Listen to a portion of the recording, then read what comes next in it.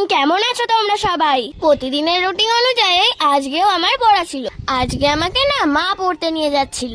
আর তোমরা তো মাকে দেখে বলতেই পারছো সকাল সকাল কতটা রোদ উঠে গিয়েছে বাইরে। তারপরে তো আমরা পৌঁছে গিয়েছিলাম পড়ার ওখানে। আর ওখানে গিয়ে দেখি একটা বুনু আমার সঙ্গে দেখা করবে বলে আগে থেকেই দাঁড়িয়ে আছে। বুনু আমাকে দেখা মাত্রই ওর স্কুলের কত গল্প বলা শুরু করে দিয়েছিল।